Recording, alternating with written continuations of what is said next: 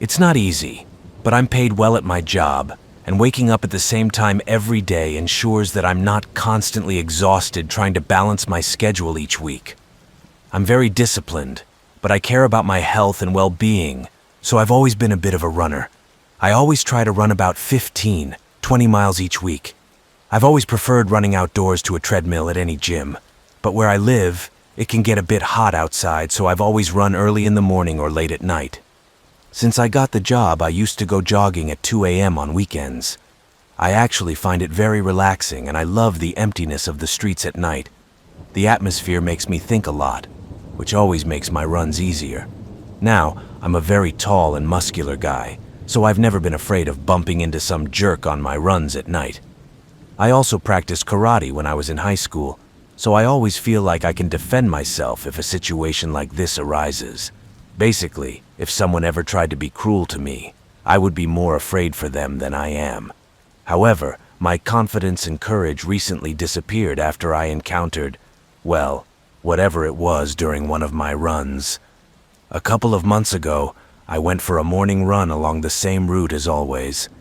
I ran about 2 miles in 5 miles, which means I was 2 miles from home. I always run on the edge of the giant park that borders the northern part of my city. There are lots of trees, bushes, and lots of animals, so it's not uncommon to see badgers, possums, or birds at night, and I'm used to all the strange sounds coming from the trees. However, this night was different. The strangest thing is that I didn't hear anything unusual while running on the path next to the park, but I had this deep, horrible feeling in my stomach. I have never experienced anything like this before. Fear arose in me, and I did not know why. My sixth sense must have kicked in that night. I didn't know what I was feeling or even thinking, really. I just knew I had to get out of there as soon as possible. My run turned into a run and then into a sprint. My senses knew that someone was following me. I could feel the leaves falling at my feet with each step. I didn't even think about where I was running and where I was going while I was getting out of there. I wanted to look behind me to see if I was actually running from something, or if I was just being paranoid. But my body just wouldn't let me watch. I must have been too afraid to know the truth. Fear and dread began to grow within me as well. Even after running for a good couple of minutes, I still didn't feel safe. Suddenly, I also found myself trying to scream and call for help. But I couldn't. I couldn't even make a sound. I could hardly breathe. My voice seemed to be drowning in my desperation, and I was almost suffocating at this point, so I made the mistake of turning around, hoping to be alone and no one would chase me. But as I turned, my foot hit a rock sticking out of the ground, and I fell flat on my face. I looked behind me in fear. In awe, I got up and braced myself for whatever came my way. I think my flight response should have turned into a fight response. I clenched my fists and stood up straight to look as menacing as possible. But surprisingly, I was alone. I couldn't believe what I was seeing. Nothing. Why should I be so afraid? What did I run from? Was I that paranoid? I had a hard time believing it was all my imagination, but that's what my eyes were saying because there was no one there. There was nothing there. I must have been relieved and started to walk home slowly, limping a bit as I tried to catch my breath. I was further away from home now than I had been before, and the only way home from where I was down the path next to the park I had just come from. This time, I decided to go straight through the park to avoid the same path I had just walked. However, I soon regretted this decision. I've never walked through the park at night before, so I had no idea there were no lights on this path. In fact, it was pitch black, the darkest black I've ever seen around. But I couldn't turn back. I had to go home, and I wanted to put all this behind me. I kept putting one foot in front of the other and looking only forward. As long as I could feel the pavement beneath me, I knew I was going in the right direction. However, suddenly, I felt my stomach drop again. The same feeling and the same fear grew in me. However, it was not quite the same. I knew I was in real danger, and this time it wasn't just paranoia because this time I saw something strange. Bear with me while I try to explain it. In that pitch darkness, the darkest I had ever seen, I saw something. But how? It is difficult to explain. I saw this figure moving in front of me, and it was darker than the black night. The deepest, darkest thing I had ever seen in my life was moving toward me along the path I was walking. This time, I didn't argue. I didn't run. I was completely frozen, dead in my tracks. I couldn't bring myself to move. I tried, but I was completely paralyzed. I had to watch the darkness come to me, whatever it was. The dark black color of this thing got closer and closer until everything around me was darker than black. I suddenly felt plunged into darkness. I opened my mouth to make a sound, and this time I actually made it. I screamed terribly, closed my eyes, and felt nothing. I can't explain the feeling, but I just didn't feel anything. To be honest, for a moment I thought I was dead, but the sounds of the birds chirping slowly faded away. Too afraid to open my eyes, I continued to listen to the chirping of birds, and even heard people's voices in the distance. I felt a gentle breeze touch my nose, and I finally plucked up the courage to open my eyes, and it was day and the morning dew covered me. I was lying in the park on the path, right where this thing attacked me. But how could it be already morning? A few seconds ago, I was in the darkness of this forest, and suddenly it was daylight. Anyway, I felt completely exhausted and confused, and headed home without question. I'm still confused about that experience every day I think about it. I've never slept on a walk in my life that I know of, and I've had other similar incidents since. I still can't explain what happened to me that night, but it's safe to say I'm not running at 2 a.m. A few months ago, I had a few drinks with friends one night. I got back to my car around 12 a.m. and decided I was in no condition to drive. I grabbed whatever blankets and jackets I had, curled up in the back seat, and fell asleep. Around 4 a.m., I woke up hungover, but much more sober than before. I reached to the front and started the car to warm it up. When I sat up and looked out the back window, I saw a man. He was wearing a dark hoodie and a red backpack. He was standing under a streetlight and just staring at me from the middle of the parking lot. I was confused. It was dark, and at first I thought I was just seeing things. But then he started walking towards my car.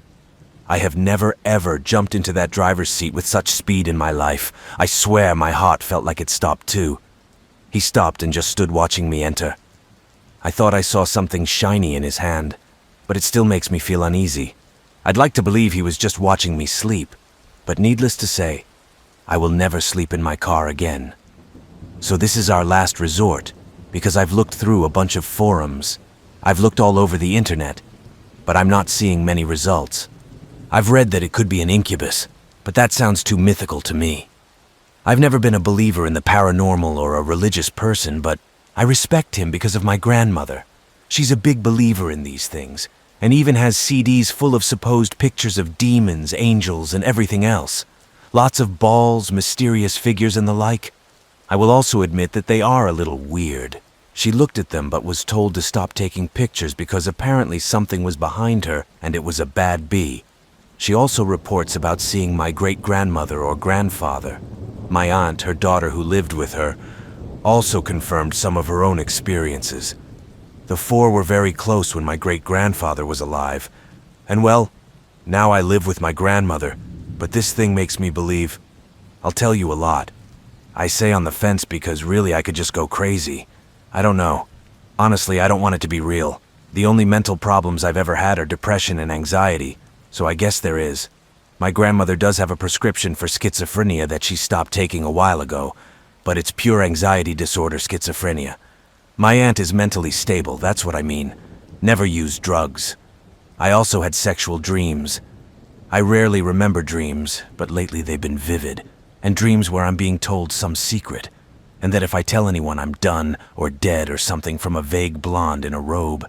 He was bringing me to show me something, and I remember some kind of necklace with an eye symbol. But the strangest thing is that every second of the day, I feel that something is near me or touching me inappropriately. I also work from home, so I need to focus, and that worries me a lot. I prayed, bought religious candles, put a pillow between my legs, raised the hair on my neck, wore tight clothes or no clothes at all, turned off all the fans, closed the windows, held my breath so I didn't move, to see if I was just being paranoid. Draft or yuss. My clothes moved or something when I breathed, but no, I feel it. Sometimes I feel like someone is touching me and still here. I think I may have accidentally named it once too. My boyfriend is on a Navy boat, so lately I've been wanting certain things more, And one night about a week ago it was particularly bad, so I was doing maintenance, I guess you could call it. And that's where it started. I let it happen for obvious reasons, but I was very confused and thought maybe I was just dreaming. Now I go to bed curled up around my crotch area. It makes it go away, but it wakes me up anyway 2 or 3 times each time without fail, where I'll be in completely different positions on the bed no matter what I touch. Be that as it may, I don't feel it's evil. I guess he just has one mind. I tried talking to him once, and I know it sounds crazy, but he doesn't really respond. So I stopped talking to him completely, ignored it for hours. The same, however, it never leaves. Also, touching isn't always sexual or anything, but sometimes it's like caressing my face, back, neck, or legs. Sometimes it even seems like he's mad at me or something and pinches my nose. Sometimes I feel a very strange pressure on my ear and it rings a bit. Also, depending on the temperature in the room, it was very warm or very cold to the touch. 50, really. I'd traditionally thought their touch was only cold, or so I'd been told, so this came as a real surprise to me. To be honest, I really don't know why to believe this. I hope I'm just crazy now. I think I'll go and get an estimate, but I'd just like some theories and maybe some help or something. Or should I be put in a psychiatric clinic? What do you guys think? Also, we stopped using gas for heating, so it's not hallucinating from a gas leak or anything, and it's a brand new tank. Again, I just don't know what it is. I don't know if it's a ghost or if it's all just in my mind or maybe it's something evil. A couple of years ago, my friend and I were bored one afternoon and decided to investigate an abandoned house I had spotted earlier that week while driving. We live in a town that is mostly suburban, but if you drive 5 minutes north, it's all country roads, farmland, woods, etc. The abandoned house, I noticed, was in the middle of a field, but there was no paved road or gravel path to get to it, so we parked as close to the side of the road as we could and walked through the tall grass to get to it. The house looked quite old, most likely built in the early 1900s cess. The entire house was covered in vegetation, and part of the roof was missing, appearing as if it had been damaged by fire. It had obviously been abandoned for a while at this point. My friend told me he was going to get stuck when we got to the house. He just couldn't shake the feeling that something was wrong, and said he was in a bad mood. I, however, decided to continue. When I got to the house, I looked in the windows and saw a lot of weather damage and signs of neglect. The door, however, was locked.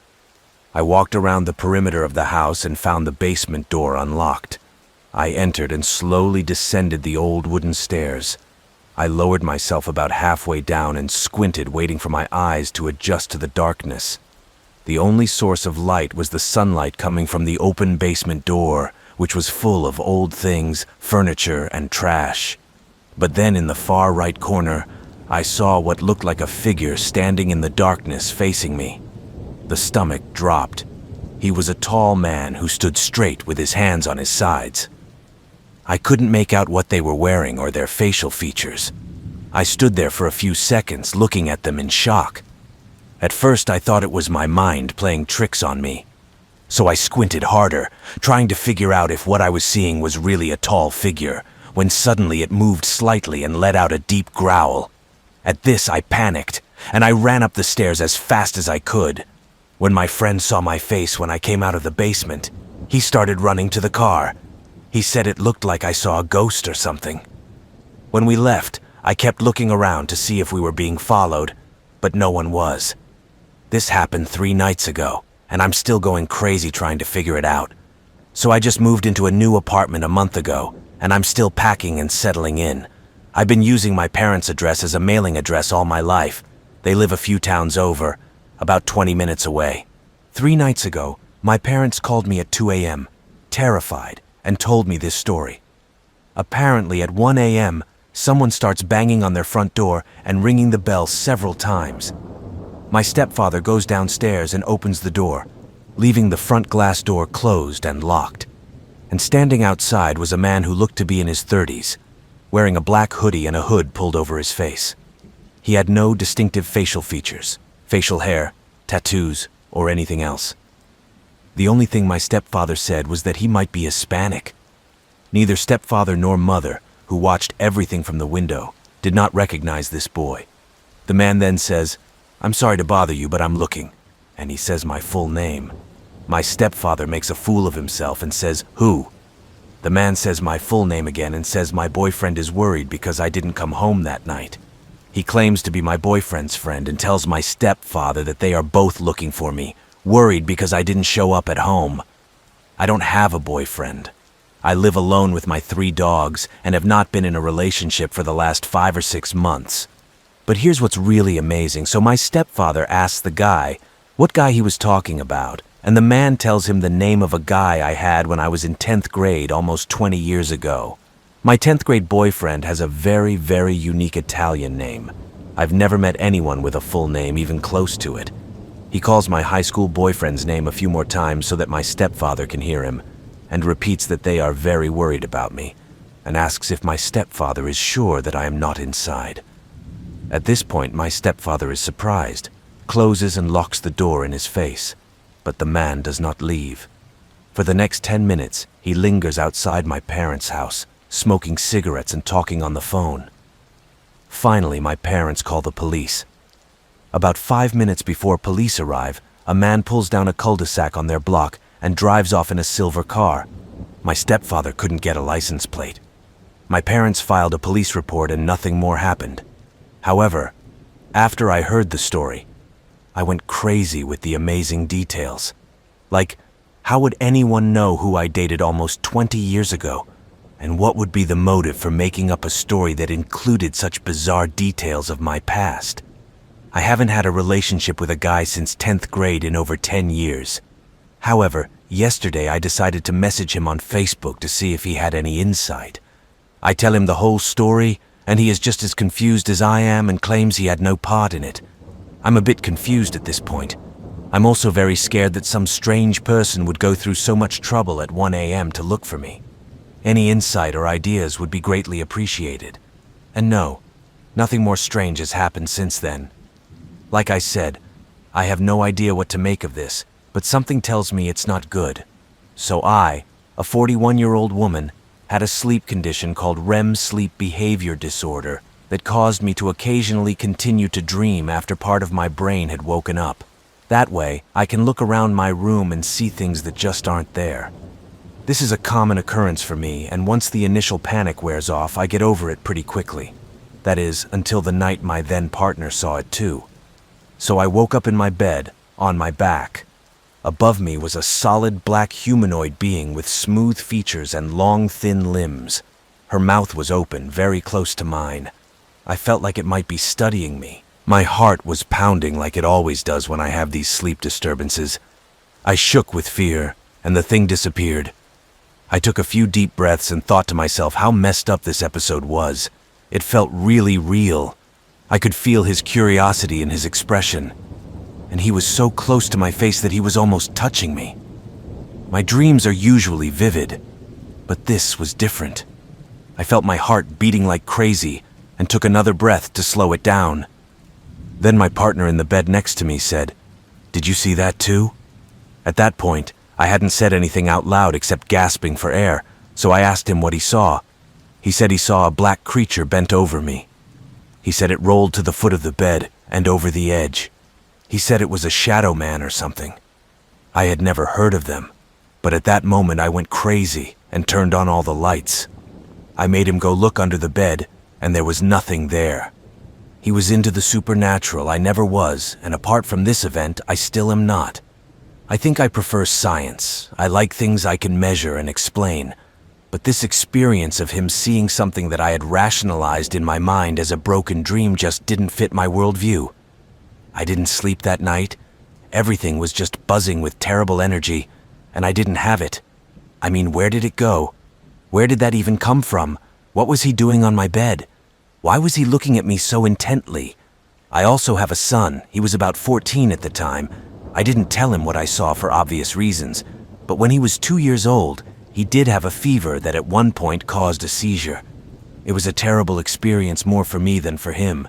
He was back to normal in maybe a few hours, and I was traumatized for years. But whenever he had a fever after that, he tended to lose his bearings and get confused easily. So at night he had a fever. I don't even remember what it was from, and I didn't know about it until this morning. He tells me in shock that he had a terrible, terrible night. He said he felt something was in the room all night. He told me he saw a creature, a little black guy in his room. Every time he opened his eyes, they seemed to recede, but when he closed them, they always came closer. He said it had been going on all night, and he hardly slept. It's also important to note that I'm not into the supernatural at all. Actually, I don't really believe it. Like I said, I'm kind of leaning towards science. But when my son told me this story, I did my best to clear the space of this unwanted guest. A friend advised me to contact an elder from a local First Nations community and asked if she could help us. She came and performed a ceremonial cleansing and blessing of our home and family, and asked the ancient spirits to protect us and keep us safe. After that, we never saw the Shadow Man again. I still can't explain what happened that night. The elder said there must have been a portal open near the center of our house, and she politely asked the creature to leave, and I don't know, I guess it did. We eventually moved out of that house, and to be honest, I really don't miss it. When I was younger, between the ages of 18 and 24, I worked for my family's trucking company. It was a small operation, with about 17 trucks. I've checked the compliance of the docks and magazines. One Friday, as I was about to return home, I was informed that they had also decided to open a warehouse, and I would be responsible for setting it up and the day-to-day operations. They handed me a set of keys to the building and an address to report to on Monday. When I was the youngest member of the family to work there, I was the first to be transferred to another job. And so, Monday comes, and I show up at the building at 8 a.m. It was an old metal conductor building that was built in the 60s. The company that originally built and occupied the building closed years ago, and the new owner divided the building into 50-foot wide, 200-foot long sections, each with a long front door, a back door with steps, a dock door and slab, and 2 small bathrooms built in front, left corn. ER units. After we were open for a few weeks, they built a small office in the right corner of our unit so I could have a place to set up a computer for inventory control and invoicing. Since it was a small warehouse, I was the only employee. When we needed to deliver something to one of our customers, they would send our local delivery driver with a tractor, something like a trailer, to deliver the product. And at first, everything was fine. I would show up and wait for orders to come in, then pull pallets and tell the dispatcher that I needed a driver to bring a tractor trailer and make a delivery. To be honest, it was a pretty boring job as I was the only one there. But one day, after we'd been open about 6 months, I was turning pallets in the aisle. And as I was coming out of the aisle with the forklift, I saw an old man out of the corner of my eye. Since I must have been the only person in the warehouse and I was sure all the doors were locked, I turned to scold whoever was standing there. But when I turned around, no one was there. I chalked it up to my imagination and went about my business. I think it must have been 2 weeks before I saw the old man again. I was pulled by the order pallets, walking away from the aisle, and saw him again out of the corner of my eye. He always just stood there in blue denim overalls and a red flannel button-down shirt. When I turned and looked at him, he was always gone. This happened intermittently for about a year when I was told I was going back to head office and that they were hiring someone else to manage the warehouse. After that, I worked in the head office for about a year, and they decided they wanted to expand the warehouse by getting a section next to ours that had just vacated. So now we had 2 identical sections, and the owners were going to cut and shape a hole in the wall near the dock so we could use our loader on both sides. So Monday morning, I start working in the warehouse with Jonathan, the guy who was hired to replace me. Since this was an on-demand delivery warehouse for manufacturing companies, we had a lot of downtime. I was there for about a month, and we were sitting in the office hanging around just talking about this and that, and I mentioned that the lineup was kind of creepy. Jonathan replies, "Yeah, especially the old guy you see at the end of the aisles when you're working." Now, I had never met him before working together, and never told anyone that I had seen the old man. I mean, I would sound crazy, right? We started swapping stories about seeing this old guy, and after 30 minutes, it was back to work. After we discussed the old man, things started to heat up. We were working in the warehouse and heard the bathroom door on the opposite side of the office wall slam open and close. You will hear footsteps, and when you go to investigate, no one will be there. I even put padlocks on the bathroom doors to stop them from opening and closing. This stopped him for a while, but one day when we were sitting in the office, I heard the bathroom door open and close so hard that the wall, which was made of 6 layers of fireproof board, shook. We ran to the other side of the warehouse, and both doors were locked, but the locks were on the floor, still locked. I don't even know how that's possible, to be honest. Fast forward 6 months, and I get a call in the middle of the night that one of our customers is having an audit in the morning and needs to count all of their products in our warehouse by 8 a.m. So I get dressed and go to the warehouse. I get there around 1 in the morning and have to walk 200 feet in pitch darkness to the back of the warehouse to turn on the lights. I start to take stock when I hear 3 loud knocks on the back door. I just froze and listened. Then 3 more loud knocks on the door. I told myself I just couldn't answer that. Then the roller dock doors, which are a good 4 or 5 feet off the ground, began to shake violently as if someone was trying to break him. I threw my clipboard on the ground, ran out the front door, and jumped in my car. I was about 3 miles down the road when I pulled into a church parking lot and talked myself into going back to the closed doors. I drove around the back to see if the truck driver had shown up early, but there was no one behind at the dock. I drove back, locked the door, and went home. Now, the last experience was one night when I was going to bed. My wife always went to bed before me because I'm a bit of a night owl. I lay down in bed and I was about to fall asleep when my wife leaves. "Why are you standing at the foot of the bed?" When I say that my heart stopped beating, I am not exaggerating. I sat up in bed with a shadowy figure standing at the foot of it, and as I share this, I still get chills thinking about it. I jumped out of bed, and as soon as I did, it was like this thing just disappeared, like it didn't disappear or anything. It just disappeared before my eyes in milliseconds. Since this was in the internet age, I started looking for info, and the main thing I kept seeing was if she's not trying to hurt you, then just try talking to her. So the next day when I went to work, I stood in the middle of the warehouse and just said out loud, "I'm not sure who you are or what you want, but I recognize that you are here. I mean no harm. I just work here and I came to do a job. You may stay here if you are kind, and I will leave you alone if you leave me." I did the same thing when I got home, only I said it was my house and that they weren't welcome. I wanted them to go away, and from that day on I surprisingly never felt anything again in the warehouse or in my house. I no longer work for the family or at our warehouse, but sometimes I drive by and think about the old man in the overalls. I hope whoever he is doing well. So I've had a stalker for about 4 years now. He was never aggressive or sent me proper threats. As stubborn as I am, I did my best to ignore him and not give him the pleasure of showing him fear. To be honest, after a while I also stopped being afraid because he almost never came near me. I know stalking can take a toll on people, even in a case like mine, and quite rightly so. But I guess I was just lucky and it never took a toll on me. His stalking behavior mostly consisted of sending me letters and gifts, such as pictures of my own apartment building from the outside, things he dug out of my trash, and so on. I called the police many times, but they couldn't, or frankly, try to catch or identify him.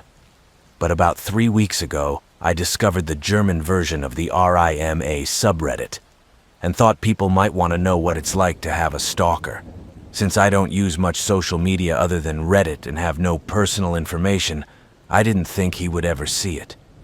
One person even asked if he knew you were putting him on Reddit, and I answered maybe.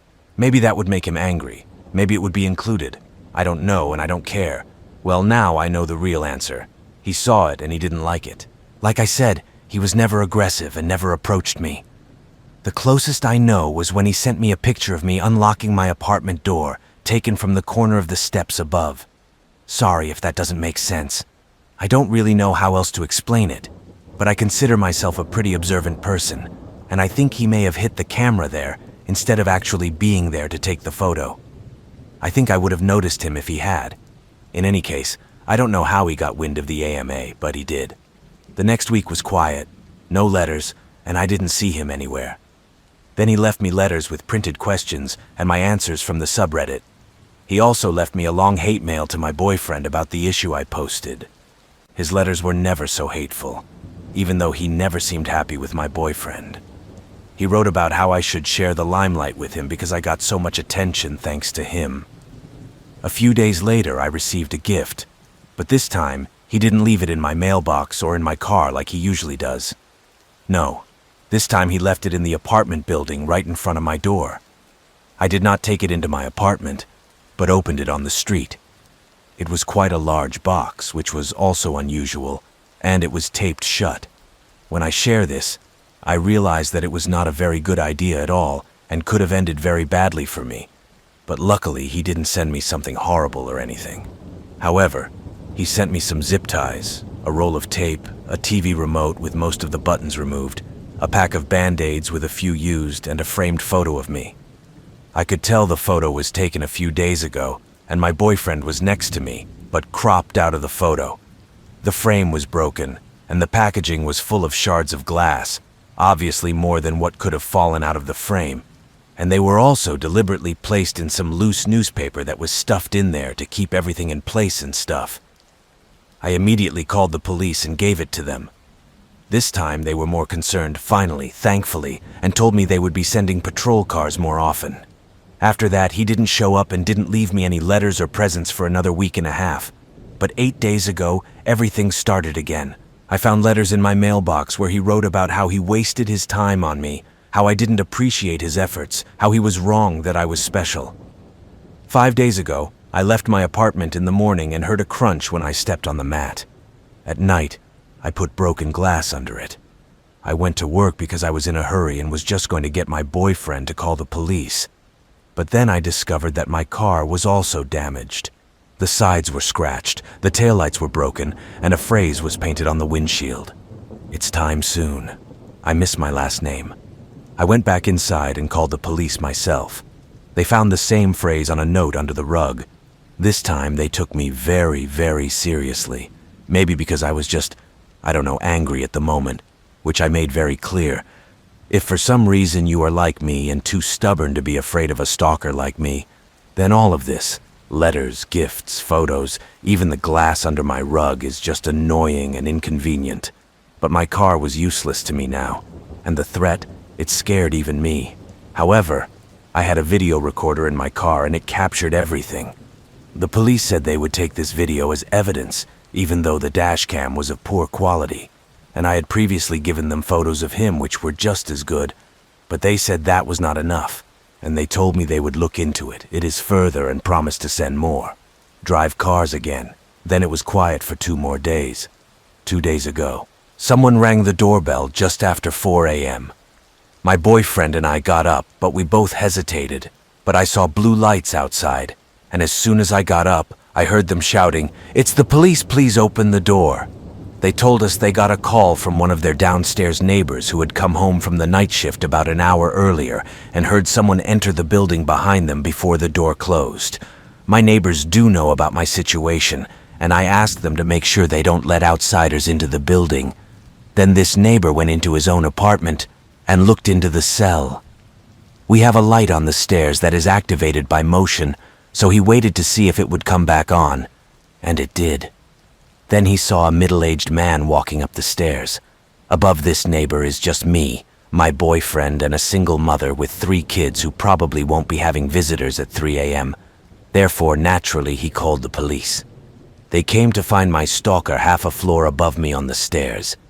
He should have seen the police car, because there was a small window, and they had their headlights on, but he either missed them or wanted to be caught. They found a pocket knife on him, and he immediately admitted that he had become my stalker. Finally, he was caught. They got him. It took 4 years, a provocative Reddit post, and one very watchful and concerned neighbor, but he's finally done. So far, at least he has some charges, and I've collected all the evidence from the past 4 years. I don't know what outcome I can expect, but for now, at least I finally have peace of mind. I confess I was a stupid and immature teenage girl when I left school 23 years ago. While others were focused on securing a military future and/or furthering their education, I was really just looking forward to moving out of my parents' house and moving in with my high school sweetheart. It would have ended up being a huge mistake that I regret to this day, but I digress. For the sake of anonymity, let's call him Jack. Although we lived in different cities and went to different schools, Jack and I met a few years before graduation. When we weren't in school, we were pretty much inseparable, so it was no surprise when we started looking for a place to rent and move in together. What came as a surprise, however, it was Jack's suggestion to share with two of his friends so we could all split the bill. It wasn't exactly what I had in mind, but I was familiar with both of them, and eventually, against my better judgment, agreed to have roommates. Soon, the four of us moved into an apartment on the top floor of an old two-story house in a rundown neighborhood. Of course, things soon turned sour, as none of the roommates were paying their share of the rent, and the apartment was filled with people who didn't even live there. Constant drug use, fights, property damage, kicking out random people sleeping on the couch, etc. It was pure chaos, and I was just an outcast living somewhere I clearly didn't belong. But the worst thing for me was that Jack and I broke up. Honestly, I never even knew Jack. Living in a house full of addicts and addicts made me hate drugs, and even weed, to be honest, for months. Still, I continued to smoke it myself, trying to find some semblance of peace and happiness. I was often visited by my own friends, which also helped me to a certain extent to cope with all that I was going through. But still, whenever I had a reason to get out of that house, I did. It was the same on Halloween night that year. My friend Steph came into play and we both grinned a bit before eating a treat and realizing it was Halloween. Since there was never any food in the house because someone was always stealing it, we quickly figured out the solution to our problem and set off on foot to relive our youth and score some free chocolate bars. Now I know what you might be thinking. Yes, we were too old for gimmicks. Yes, we should have been ashamed of ourselves for taking candy intended for small children.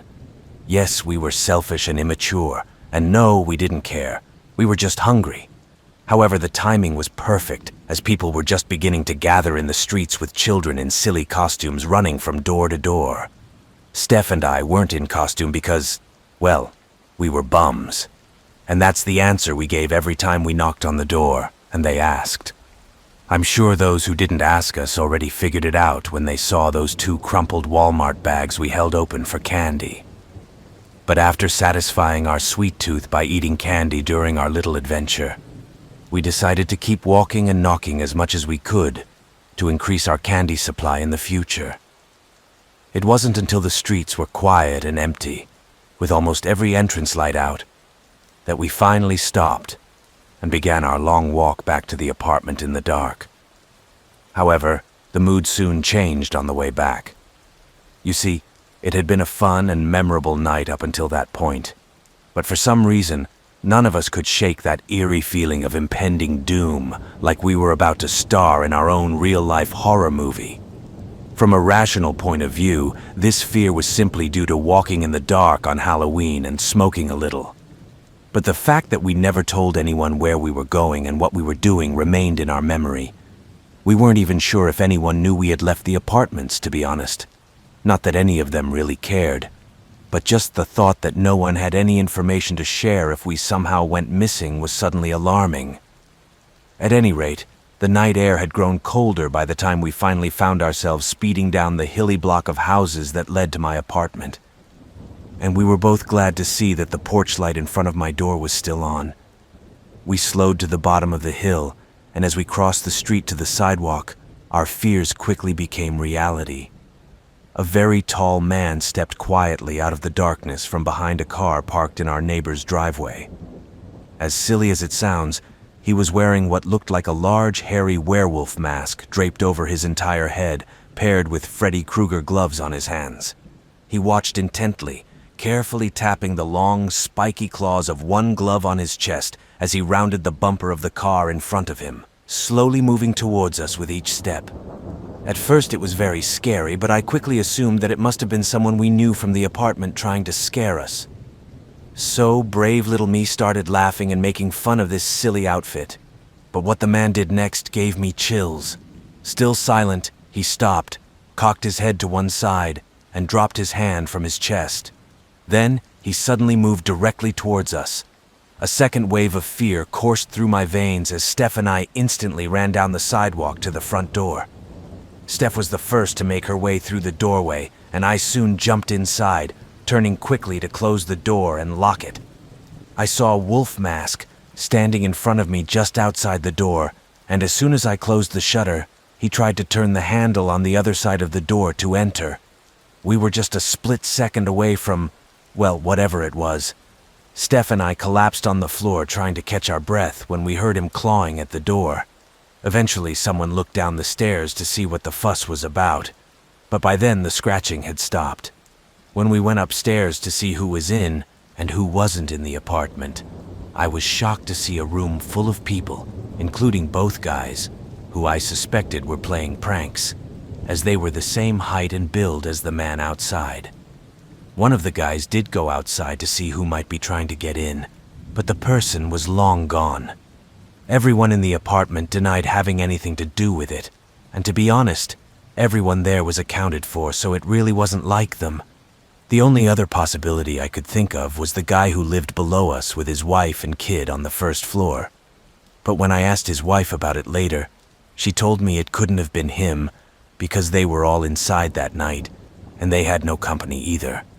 Steph and I never learned the Wolfman's true identity, and I guess we'll never know what his true intentions were that night. But I mean, maybe it was all just a well-orchestrated prank by someone who we knew, right? Or maybe it was just a prank by a random stranger. I prefer to think of it as a prank anyway, because regardless of who's behind the mask, the idea that it's not a prank is frankly very disturbing. As far as Jack was concerned, our relationship finally ended when I left him.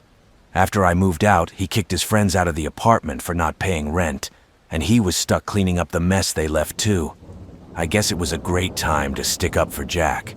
But anyway, for those who have made it this far, I guess the lesson here is to trust your instincts. Stay smart, stay safe, and stay sane, especially this Halloween. It happened many years ago in the 80s when I was 19. I live in a small town in the south of the country, and it was common to have bonfires in the woods on weekends in the fall. My friend and I, both women, went to a place where a few other people were hanging out in an open area in the woods. There was a fire, and we were all standing around drinking coolers of wine and beer and just talking and hanging out. The main topic is a friend of ours who disappeared a few days earlier. He was the kind of guy that everybody knew, but I wasn't friends with him or anything like that. However, my friend is talking to someone, and a guy comes up to me and starts a conversation. He seemed a little weird, and I only knew him as a guy who dated a girl I went to school with. I couldn't figure out why, but I felt shivers and an eerie feeling while he was talking to me. So much so, in fact, that I walked away in the middle of his conversation, grabbed my girlfriend and told her we had to leave now. She looked a little confused, but she could tell from my tone that something was wrong.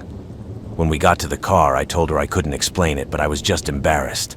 So we left, and we thought no more of it. Well, a couple of days later, the body of a guy, a missing guy, was found in a shallow grave in the woods, and it was soon revealed that he had been killed over a dispute over a girl by none other than a strange guy. Talk to me by the fire. I'm still giddy thinking about how he just happened to be in the woods wandering around knowing he killed a guy and everyone was discussing his missing friend right in front of him. The twist in the story is also that a few years later, he escaped from prison and was on the run for about a week. I was working at a movie store at the time, and one day a woman came in to rent a VCR and movies. She was taking some kind of drugs, and it was very obvious. She was everywhere, and her eyes were wide open, and she was talking non-stop. And then she told me she was staying at the cottage by the lake with the escaped murderer I just told you about. I acted normal and started giving her rental information and told her I had to get something out of the back. I called the law and told them what she said, and I ended up following her and catching the guy again. In the 80s, there were many terrible encounters. I loved growing up then, but I definitely had a lot of close calls and weird encounters when I was younger, and I will never forget this one. So I work in a nursing home, and my job requires me to go down to the basement with a cart full of dirty laundry. This means I have to use the elevator a lot.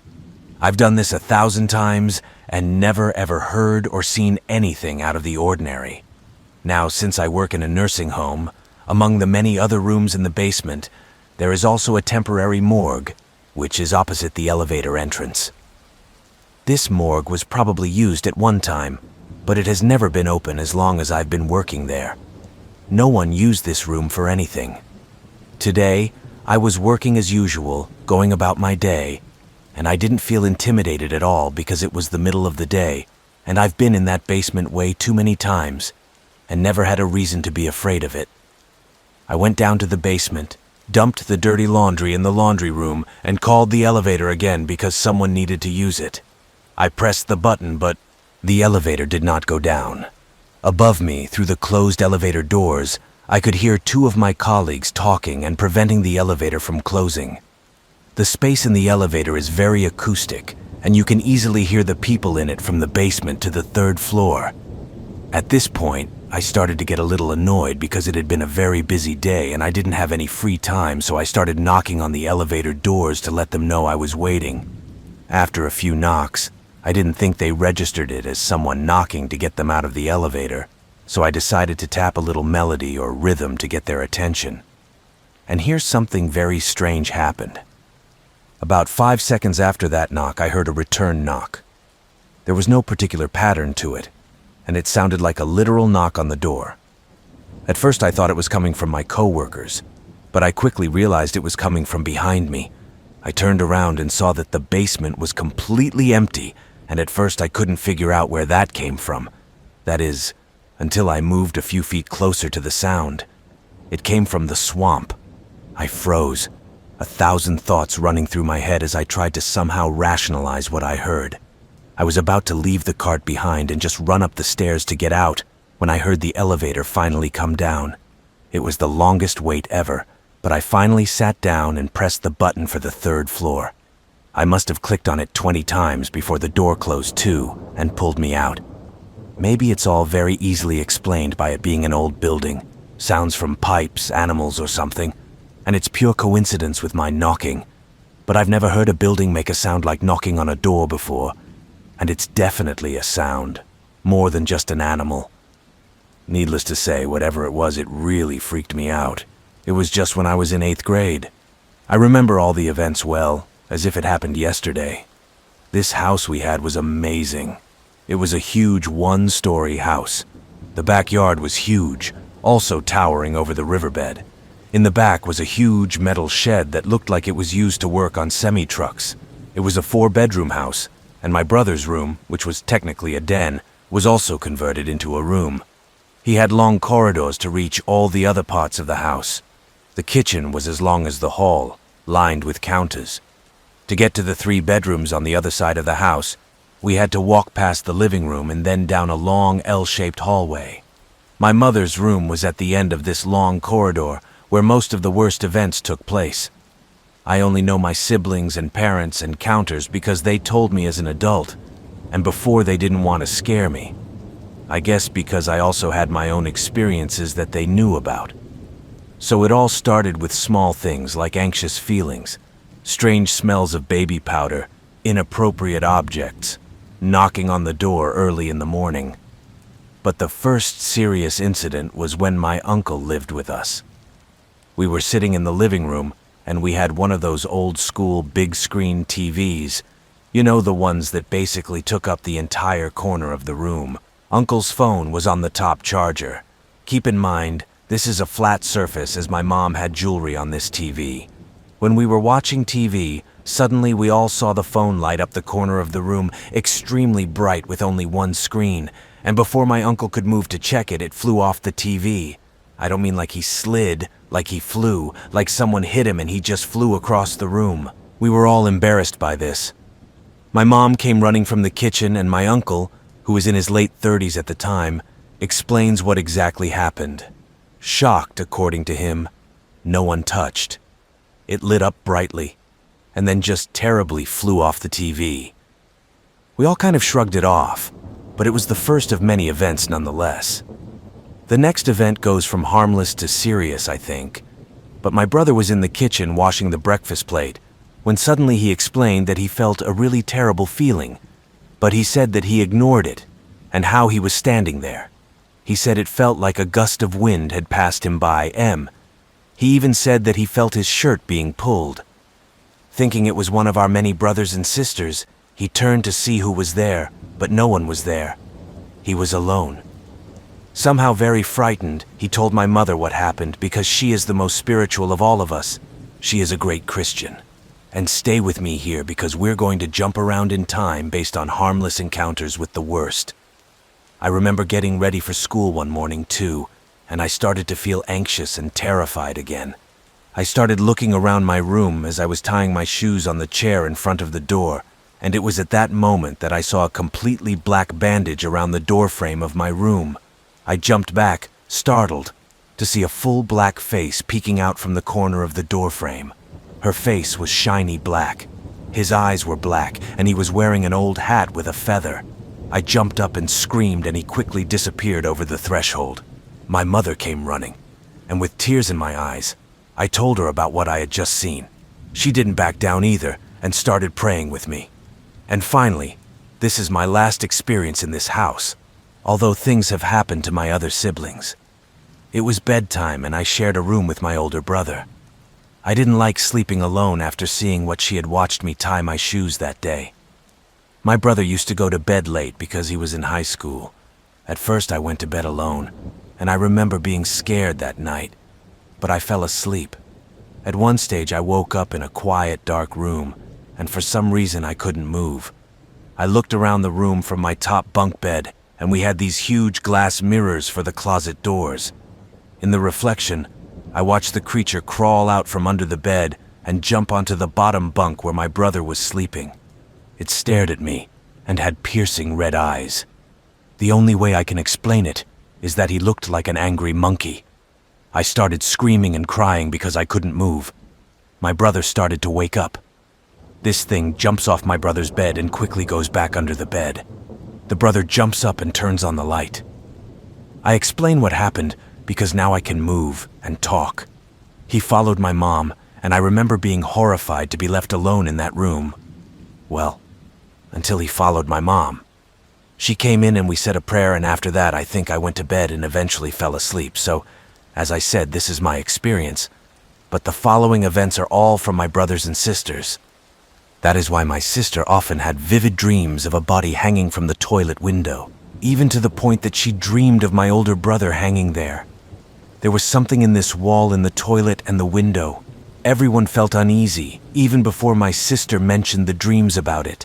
I remember how one day my brother woke me up. He explained that he was in the toilet, and while sitting there said he got stuck on the wall and the window. He began to feel panic and fear. He said the light flashed, and he saw a noose hanging from the window frame, and he got scared and quickly finished and ran out of the restroom. Now, I had never seen fear in my brother's eyes, but that night was different. He asked me not to sleep with him that night. I agreed, and we talked all night until the sun rose and the room became light, and we both fell asleep as soon as there was enough outside light in the room to make us feel safe. This is the following from my older sister's perspective. My sister often heard the children playing in the hallway from her room, or even in the room. The sounds changed from simple laughter and soft voices to children eventually calling her name. She explained that while she was taking a shower, she heard them calling her outside the door. When she was in her room, she could hear them calling from the hallway. She was always in a frenzy, and to this day says she hated that house. This is the following from my older brother's perspective. He was sleeping when he was suddenly awakened by a loud noise. He explained that he tried to move but couldn't. The bed began to shake violently, and the walls cracked and shook. He honestly thought there was an earthquake for a moment, but he couldn't move. As he lay helpless, he said it felt like a train going through the room. Everything was shaking, and the sound of a train running along the tracks could be heard. He said he closed his eyes and began to pray, and when he opened them, the room became normal. No cracks, no shaking, no noise. The same brother had the same thing several times, but each time it was different. Sometimes he heard trains and people talking like in a busy train station. Other times he heard children's cries and cries. To this day, he has no explanation for what he heard and what he saw. The next one is half my perspective and half my sister-in-law. For perspective, we also had a dining room that had a door to the front of the house. It connected with the long kitchen, and on the right was the doorway to my brother's room. We also had a computer in the corner, and I remember watching a movie in my brother's room, which was the nativity scene converted into the room I mentioned earlier. We all fell asleep on the floor, and I remember being woken up by a loud noise. I can hear my sister-in-law saying, "What the hell is that?" I fell over and I hear that too. Everyone around us was asleep, but it sounded like someone was sitting at a computer typing on a keyboard, even clicking the mouse from time to time. She said go and check, and I was very scared because of past events, but I reluctantly checked to see nothing. The computer was turned off and we were both scared, but must have gone back to sleep after a while. That was the beginning of my siblings and parents seeing things too.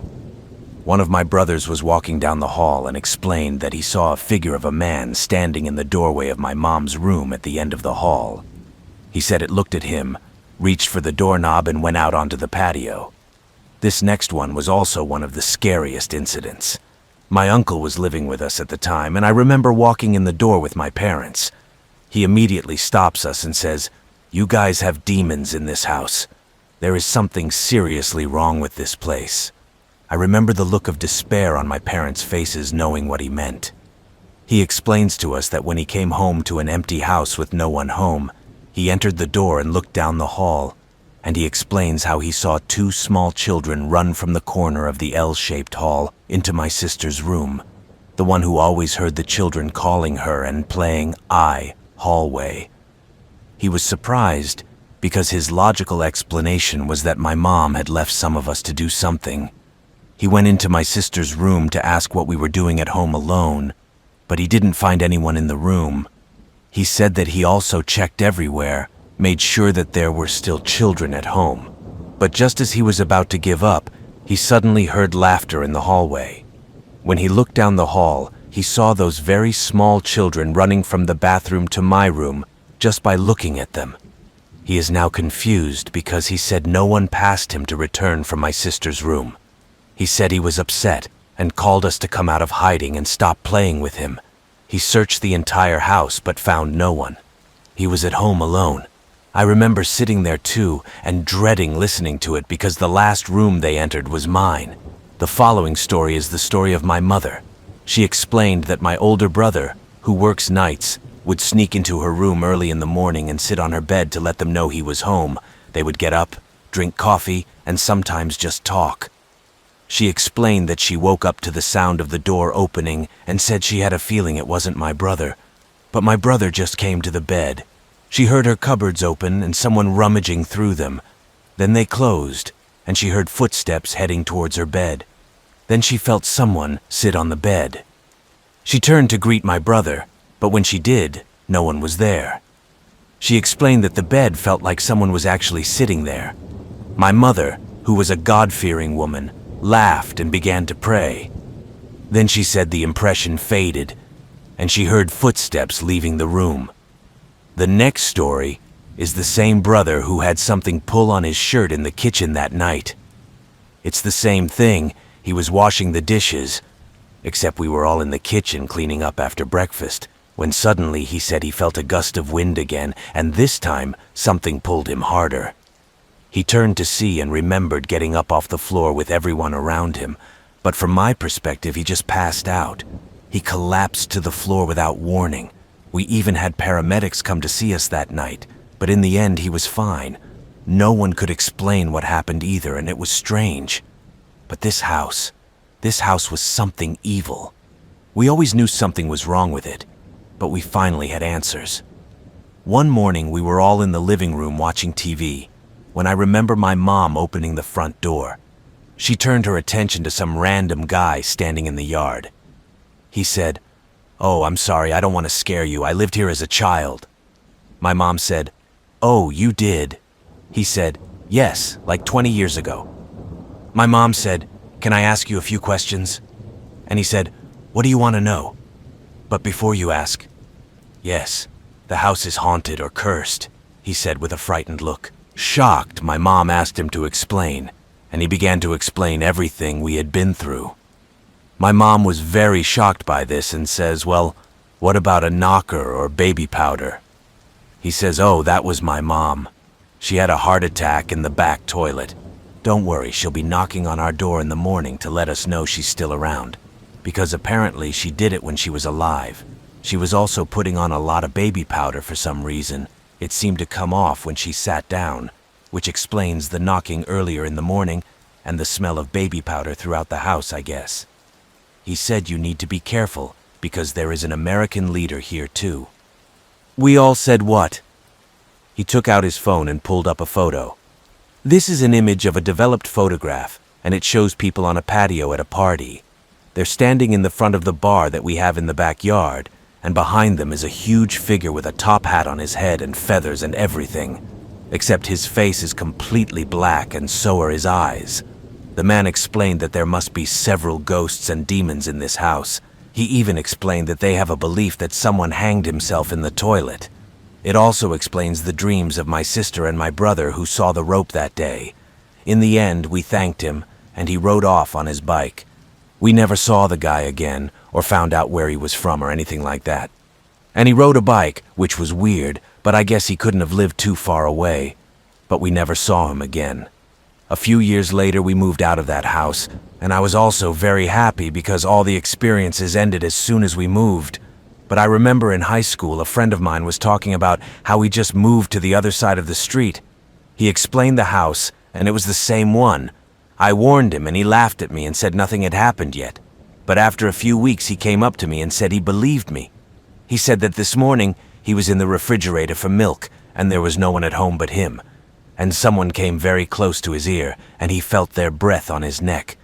And they said in a low, deep voice, "What are you doing here?" Throughout the school year, he told me everything that happened there, which was actually much worse than anything we had ever experienced. I believe that whatever my mom did, she protected us there, for which I am grateful. Obviously, there are many more and many other experiences, but these were by far the most outstanding ones to say. In the end, I know it sounds a little weird, but I guess I'm grateful for the experience. It definitely shaped my perspective on life and things in life, but I'm also very thankful that I don't live there anymore. Last week, I was looking for a girl on Tinder. She was nice and we got along pretty well, so I decided to just go for it and asked her to meet on Saturday. And to my surprise, she said yes. I suggested that we just go for a ride around the city, but she insisted that I go to her place. And without thinking for a long time, I agreed. I arrived around 9 p.m. It was about 20 minutes from my town. At first the house seemed very neglected, but I didn't think anything of it as there were many old houses in the area. There was only one street light near her house and I parked near it. I texted her that I was there and she heard the message. I knocked several times, but there was no answer. I tried to call again, but again there was no answer. Then I texted her that I was leaving and went back to my car. Once inside, I saw messages asking where I was going and to return, and I saw someone standing on the porch, but not from her house. It was from the house next door. They had not been there before when I arrived, and the shadowy figure was not a small young girl.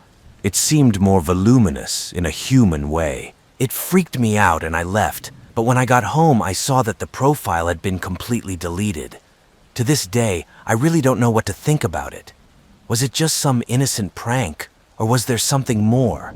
I still get goosebumps thinking about it, so this really happened to my husband, and I only witnessed it, so I'll do my best to tell his part of the story from his perspective as he told it to me.